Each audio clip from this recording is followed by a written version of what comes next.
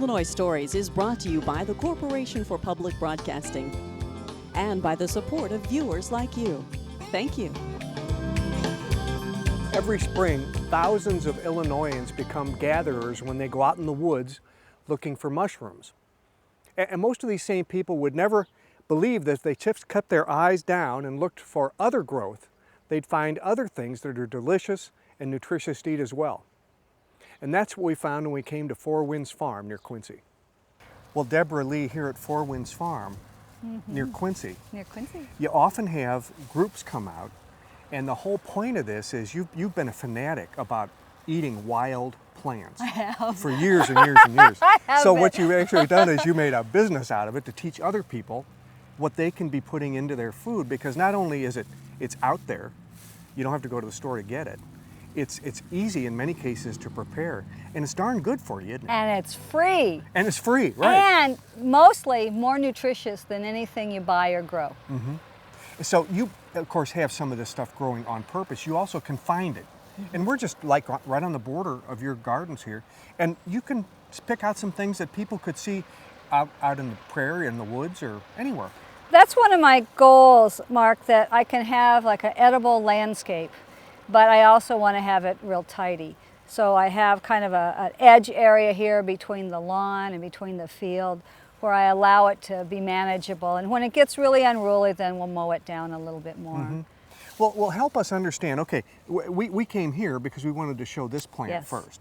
What's special about this little plant? This is lamb's quarters, and I'll pick it. It's just started coming up really the last week, and it's because the weather's warm, it's growing really, really quickly. A lot of people will find this all over their garden, and it's something you'll just weed out and Yeah, throw you may not away. like it, but once you find out But what you can do with it, you might want to keep it. You can. It actually has a bit of a spinach taste to it. So if I were making like a spinach dish or spinach souffle or a spinach casserole with cheese and rice, say, then I could put this in instead, and it's going to have more nutrition than spinach. It also has a little bit of oxalic acid, like spinach. It has more of that, and so it has more of that sort of sour flavor to it. So if you were to just cook it like a pot herb, and that alone, kind of nasty. So I like to take wild edibles and put them in with something else. And so we're going to put this in our salad. And we'll just pick off the leaves, and it tastes very similar. I'll taste it. If I don't fall over, it'll be okay. Yeah, I hope you identified the right thing. Oh, gee, I wonder if it is. Okay, can I just take a little You can sliver take a of that? nibble, and Okay. it tastes a lot like spinach or lettuce. There's nothing disagreeable about that at No, all. there isn't. And the back side of it, you can tell a little bit more on some of these younger leaves, and you can tell on the top. See how it has a little bit almost that looks like a dust on it? Yeah, or frosting. Yeah, kind of. frosting. I call it fairy dust just because kids like that when I explain it. And on the back side too of the leaves, you can see this a little bit better here. And that's its identifying characteristic, and it'll rub off, and it feels a little gritty, like really fine sandpaper. Yeah, like sand. Yeah, and it does rub off. Okay, and that's one way of That's identifying one it, way so- of identifying it. Okay. Now it'll get tall fairly rapidly, and you want to cut it down before there's a million seeds going, or otherwise you'll have way more than you need to have the next We're year. going to actually prepare some of this. We're going to have a salad, and we're going to have a soup, and we're going to have I think an egg dish, right? We're going to do that. So you're going to help us in your learning center do this. Let's Right. move on and see some other things. Well, let's We'll put just a little bit pick more this of up. it, though. Okay, let's pick some more. Because we're going to And need then we'll- that. And then we'll go on to our next thing that we're going Right, to okay. add. And that just pick it. You don't have to cut it, you can just pick it right off. Right. So this is the next thing. It's almost getting too old, but it's still okay. This is wild lettuce. And Mark, one way of distinctifying that this is what it is, when you turn it over, we'll see if you can pick that up on the camera, I'm not sure. It's almost like a little sawtooth. Oh yeah, I do. I can see it's got little, little sharp points on it. Yep, yep. And that's the identifying characteristic. It has a serrated, sort of a lance-shaped leaf. And pretty soon it's going to be tall enough that it's going to start to flower. But even now, I think it's going to taste pretty good. A week ago, it's a little tough now, so we'll probably cook it instead of putting it in our Okay. salad. But a week ago, it would have been fine. It's a little more bitter too. It has a bitter aftertaste. Yeah, and it's a little leathery. Yeah, a little late. I guess we're a little late on that. A little bit late on it because it's starting to get kind of tall, but we'll pick some anyway.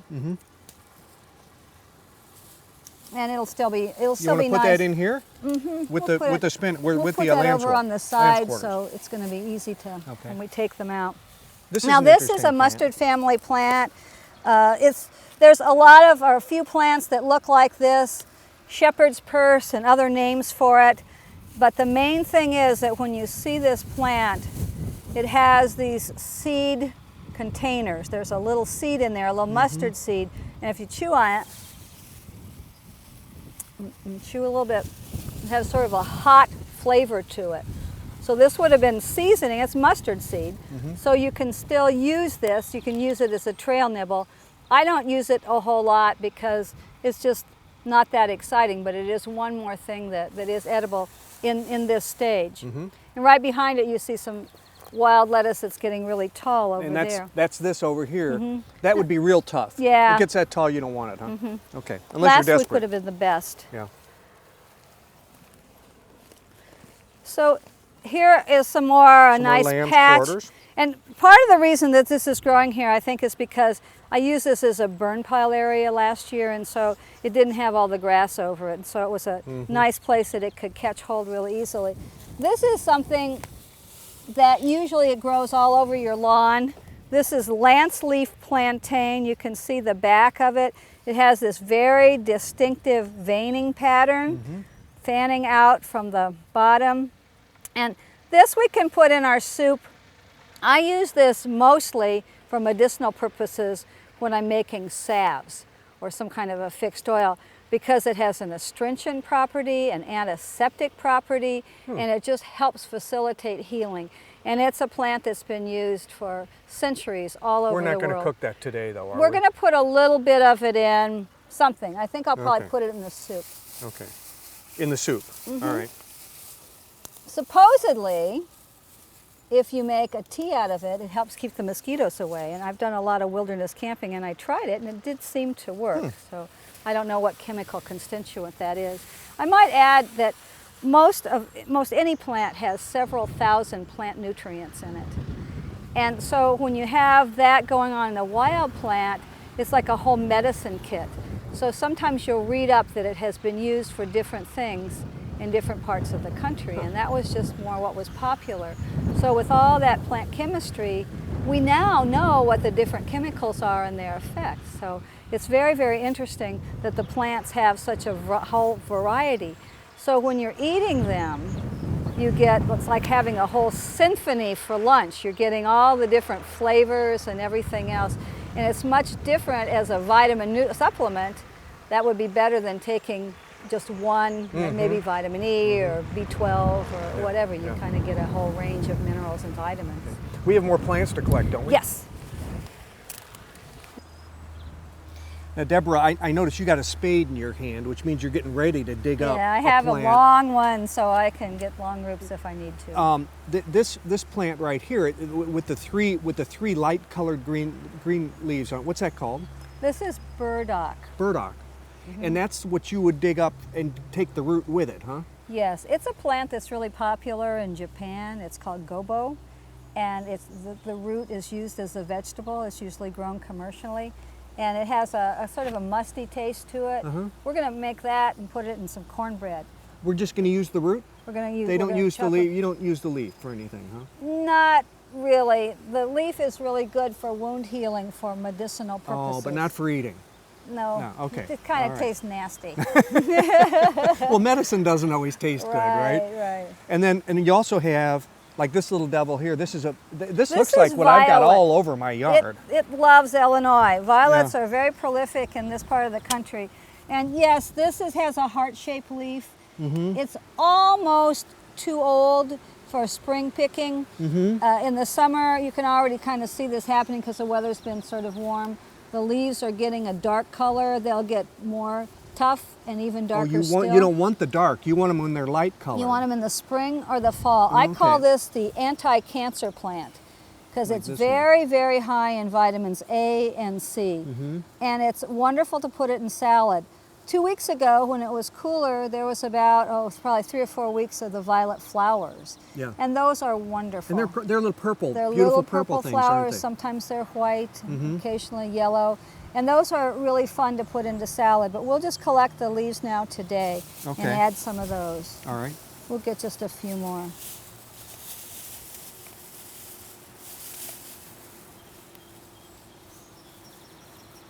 That one doesn't look very good, so whoops!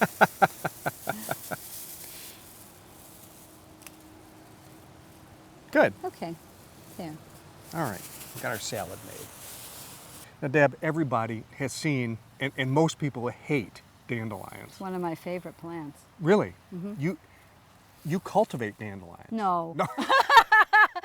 But I You have try a to get lot rid of of them, them. I too. have a lot of You them. try to get rid I of them, thought too. I'd dig this one because it's right here in the path. And Yeah, I well, don't this really is want in it- this is in your garden, and obviously you don't want dandelions in your garden, but you can use them. Oh yeah, we're going to make tea from this. Really? And it'll have a bitter flavor to it. And it's good for the heart and the small intestine. It's like a digestive bitter because of that bitter flavor. Like coffee is something you drink after a meal, and it has the digestive properties. It's also really good for the liver.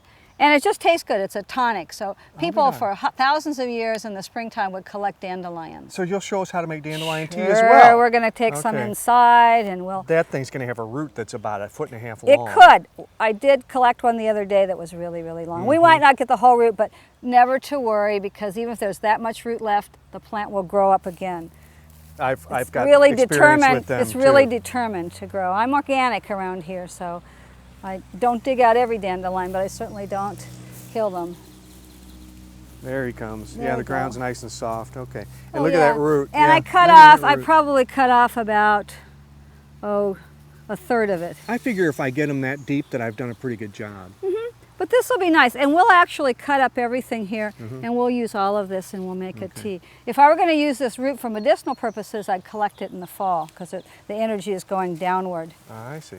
that time, and that's storing all of its nutrients and chemicals. And as we turn around here, this is very similar. Now you cultivate this, but this is very similar to what people might find out in the wild too. This is a collard. It's a brassica family, a mustard, and if we can get up, I'm going to give this to you. We won't put that in there Oh, 'cause it's kind dirty. of dirty. Okay, all right. Yeah, we'll wash it off first. But you can see that this has 4 petals, and mustards have that because of the biblical connotation to the mustard, and because of the configuration of the cross.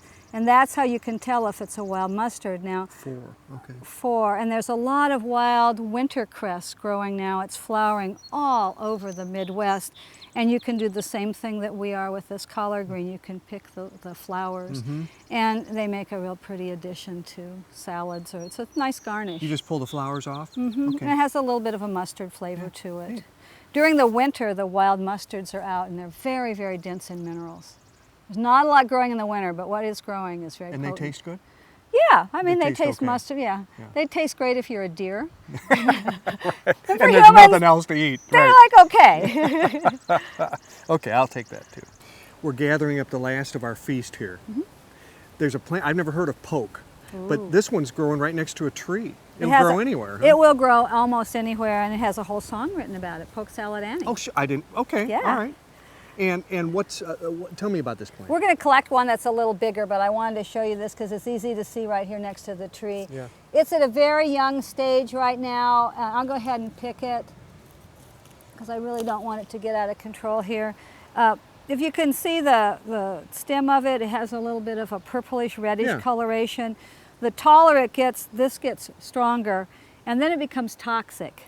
So when it's young, this stage, or maybe even a little taller than that, you can eat the greens, and that's what we're going to do. We're going to cook it up with eggs, and we'll chop this up, and I'll saute it a little bit. Okay. So it would be if you were going to make something, well, again, with spinach, then this has a different flavor to it. But because it has kind of an expansive nature to it, then we'll cook it with something like eggs or meat or cheese to just kind of create a sense of balance. Okay.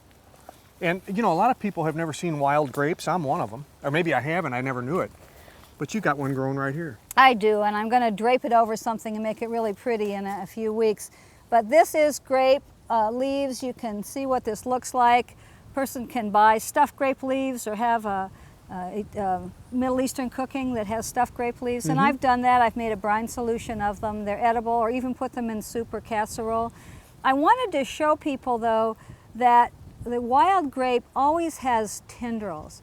I think most people know what a grapevine is. This one shows it maybe a little bit better. You can see these little wrapping, these little purple wrapping tendrils. That's what the tendril is. And they will hook onto branches or onto the tree.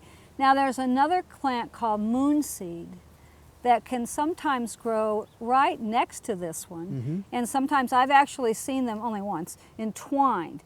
And it's really important to know if you're collecting the grape leaves or the fruit that it is in fact a grape that has these tendrils. The moonseed will wrap itself around a vine. And then the fruit will come on at about the same time, and the wild grapes have a couple of small seeds in them, but the moonseed has one crescent-shaped seed. Avoid that. Avoid that because it has toxic properties. And most people have no idea that that's the case. Most people do not realize that there's a toxic Moonseed's a dastardly little devil, isn't he?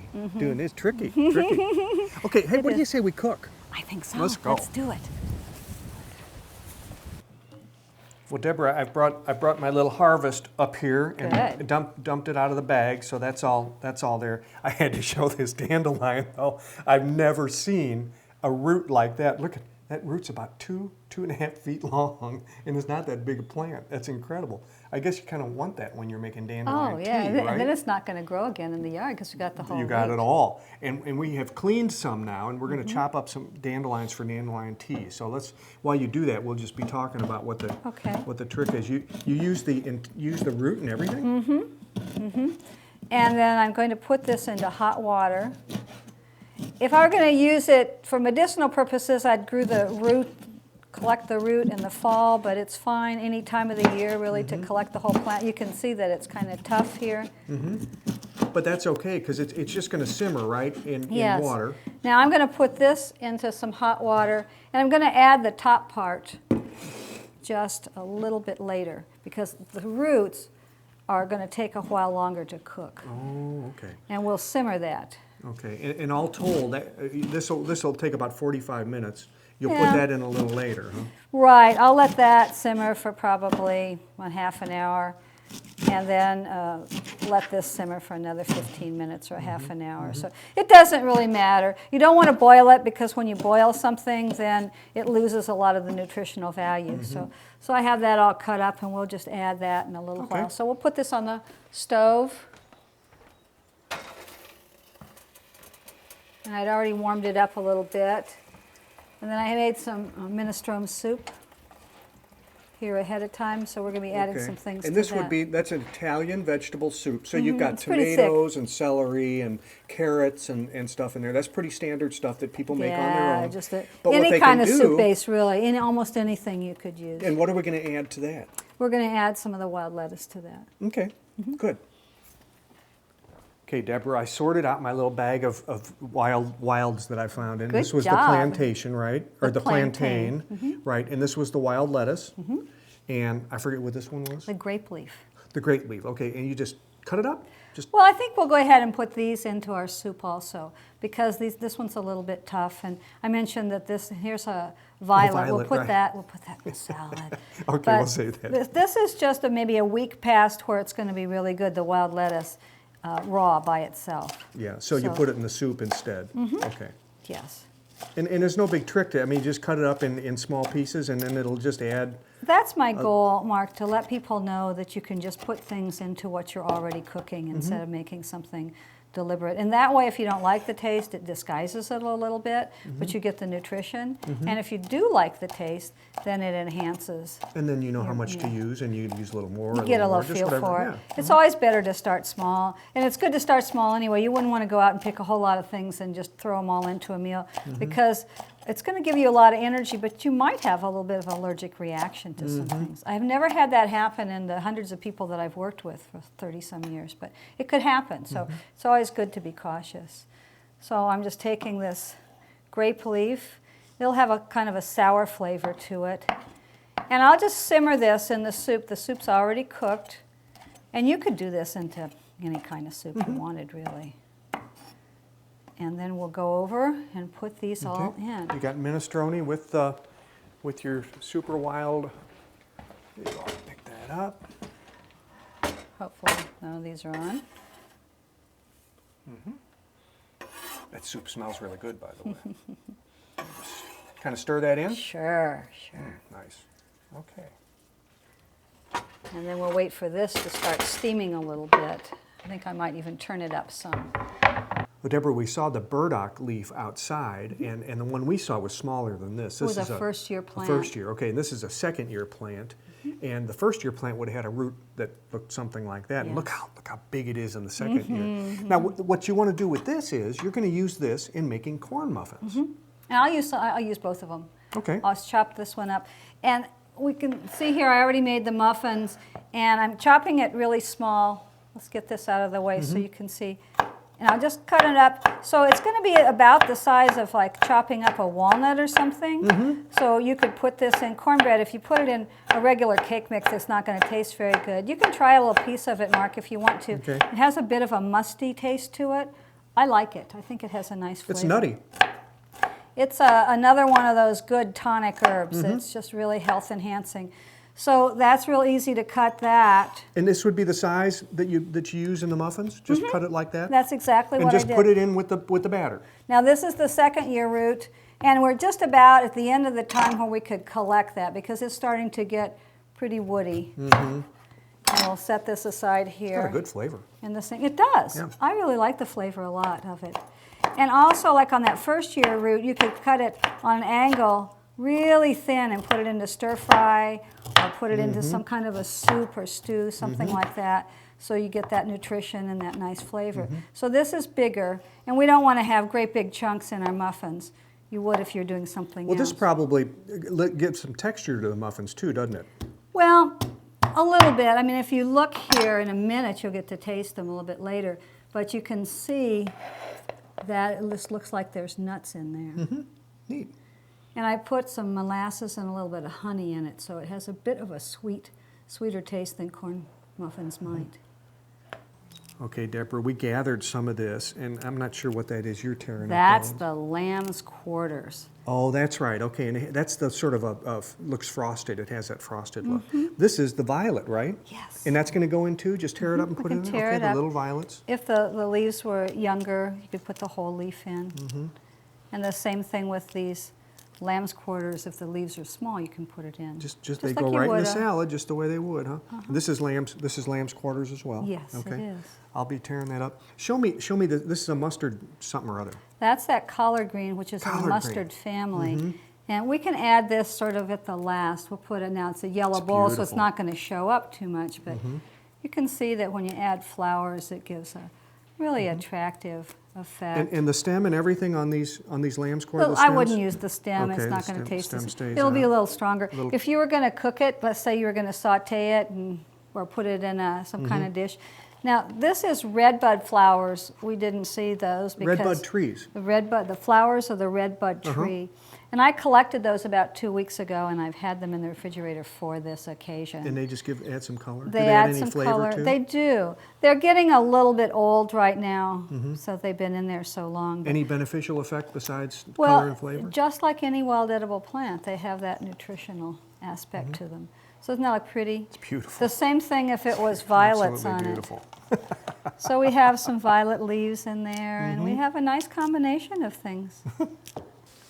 Well, Deborah, while that onion is sauteing, we're going to prepare what we're going to add to that. The onions and this poke weed is going to be chopped up and then added to scrambled eggs. This is what you may recall. We saw this growing next to the tree.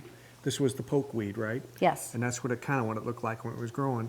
Now you got it laid down. Have some You've more cut here, off but- the stem. This was an older plant, and it had a stem that was longer. Wow, it's big. And I'm not going to use this. If I were going to, I would cut it. It's kind of like rhubarb in that effect. And I would boil it and then throw off that water of it and then boil it one more time to get rid of some of the toxicity, because the older it gets, it has more of this coloration, which is kind of a warning sign.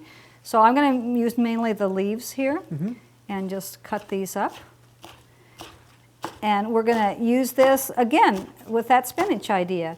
that we're going to do scrambled eggs with it. You could do a frittata, you could do an omelet, you could do quiche, you could do whatever you Particularly wanted good with to. eggs, though. It's particularly good with It eggs. balances it out, because I said earlier it's a wee bit of a toxicity to it if you were to have it just by itself. And if you just cook this up, you'd probably want to have it with, a lot of people would traditionally use vinegar and maybe bacon or something like that, like you would a wilted lettuce.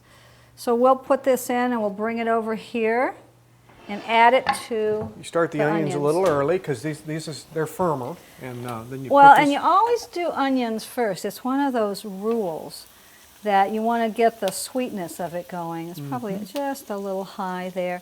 And we're going to cook this up, and then I don't know if we're going to show it, but we'll just put egg over the top of it for our scrambled eggs. So probably about 2 minutes, stir it up, and about 2 minutes in there, and that'll be about all you need for the I for the decide poke, I'm huh? not going to use that stem. Okay.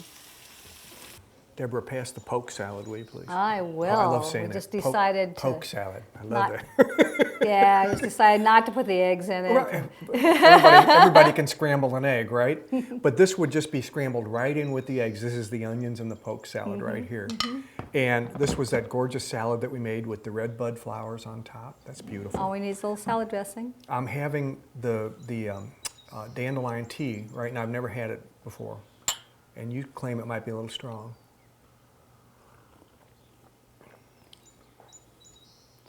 It tastes like tea. I mean, it tastes like tea. It does. It's strange. I expected If it we to taste like- simmer it longer to get a little harsher, it has a wee bit of a bitter flavor. Yeah, I Tastes kind of good like though, it just the doesn't way it is. And it doesn't have any sugar or honey. We haven't done anything like that to it. These are those cute little muffins, these corn muffins that have the, let's see if I can remember what's in here. Help me out. Burdock root. Burdock, okay, that's right, that's right. And then of course the minestrone soup, and this has the fresh vegetables in it that we picked. Thank you so much. It looks delicious, and it smells terrific too. Bon appetit. Bon appetit. Deborah has cooking classes here during the summer months, and also medicinal herb classes during the spring and fall at Four Winds Farm in Quincy. With another Illinois story in Quincy, I'm Mark McDonald. Thanks for watching.